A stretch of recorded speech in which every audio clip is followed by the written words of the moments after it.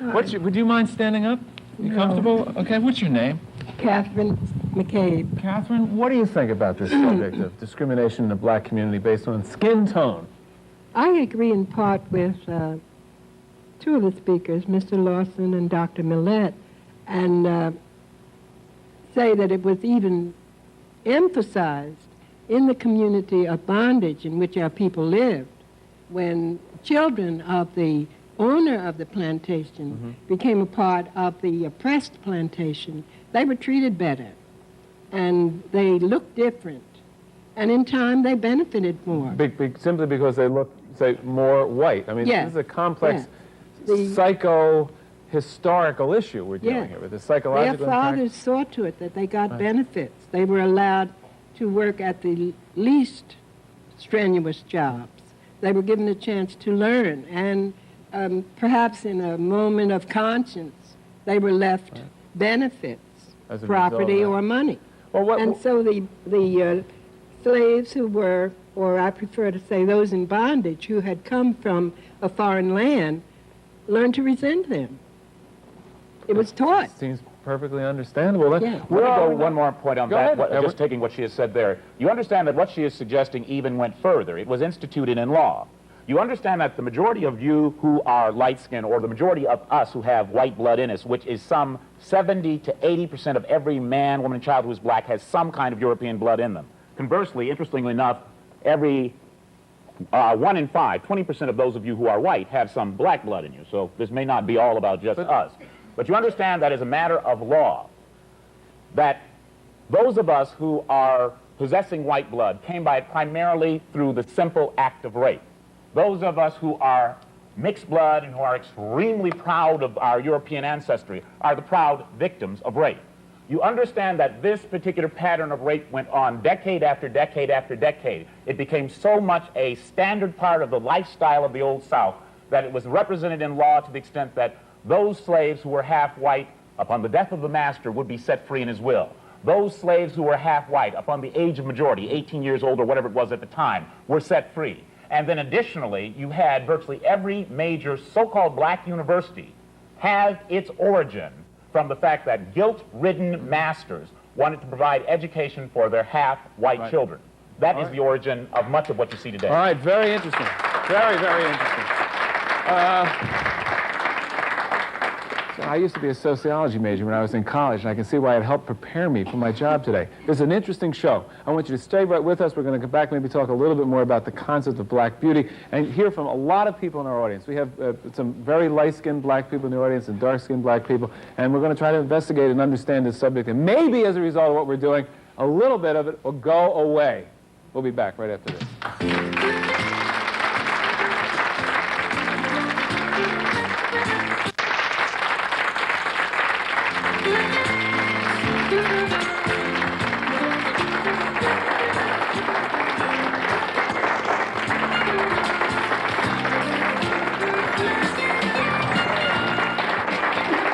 Is Michael Jackson making himself whiter? Do you think? We just had 4 pictures of Michael Jackson. Is this an important question to us address, or should we push this aside and move on to well, it's a vital question for us to address, first of all. The answer is unequivocally yes. And then the second answer is I am not Michael, and I would feel a little reluctant to speak for him. Let me make this observation, that for a long, long time, going all the way back, I can remember the brother James Brown, one of the marks of the fact that you were a successful Negro was that you could get your hair combed. Indeed.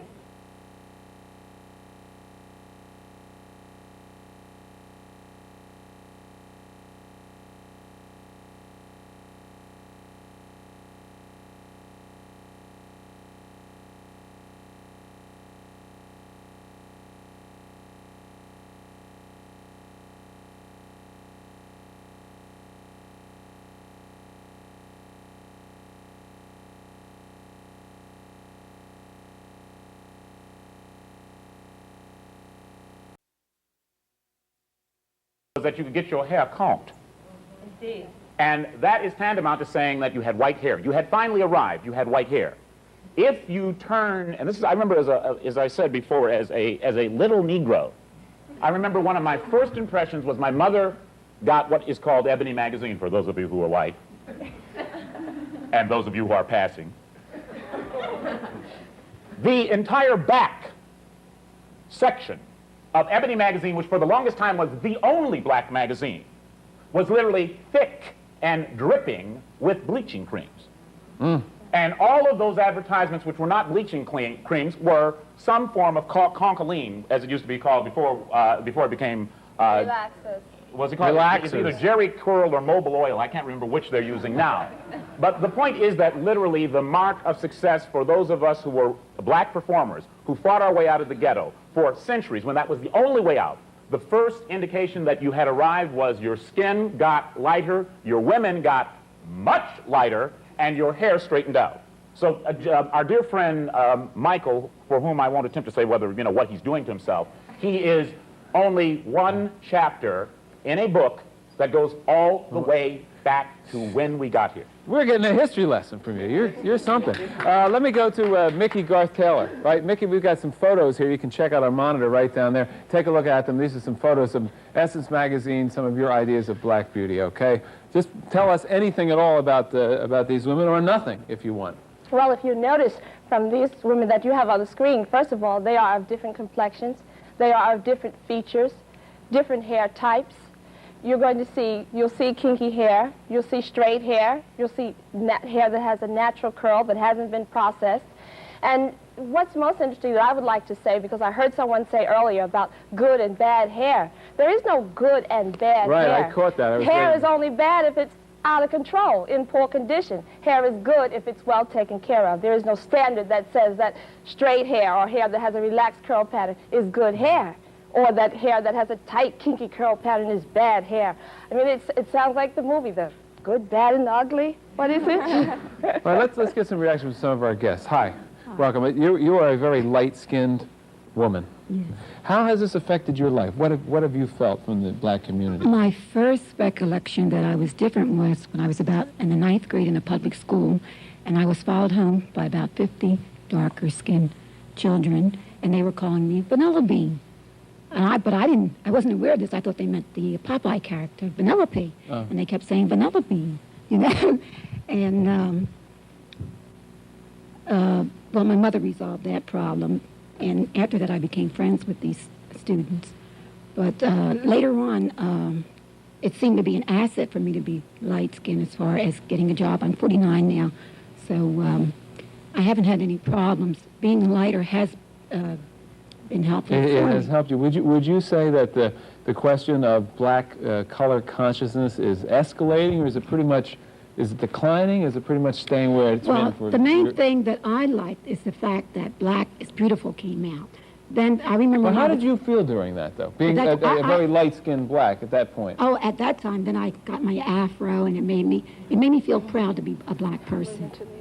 And I really enjoyed that. Now, when I saw the movie with Spike Lee, I was very disappointed because it showed such a negative... The negative side. The raunchiness. You didn't like that. The raunchiness, the I sex, could tell. the She doesn't violence. like that stuff. All right, let me go to somebody else. Hi, would you stand up, please? What do you think about this subject? Well, You have any opinion? Is it something that's comfortable for you to talk about? I like the show. You like the show, but we're not going to get any profound sociological insight from you. Okay. Who else wants to give me an opinion here? What do you think, young? Yeah, stand up. Oh, I was going to say, as far as good hair and bad hair is concerned, in reality, it's not true. But when you are growing up with your friends, if you have your natural hair or whatever, and you see all the other friends with their perms and everything, you want to be long. And when you're young and you have maybe a ponytail or whatever, and your hair is out, the kids will laugh at you, they pick fun with you or whatever, and you just want to be long because everyone else has the straight hair. I mean, kids can be cruel when they're young, and you, as a kid, you want to be long, and as you get older, you still want the straight hair if you know, if you don't. You know, unfortunately, that problem doesn't lie with the children. Yes, they can be cruel, but that problem goes back in the home to the parents, who should have encouraged that your hair is beautiful the way it is, and that there's no quote-unquote belong. Whether your hair is straight or whether it's kinky, it's still beautiful hair, and you don't have to join a group or be in to be a part of it. Go ahead, Dr. Millett. Let me agree with you, but at the same time shed some new light, if you will.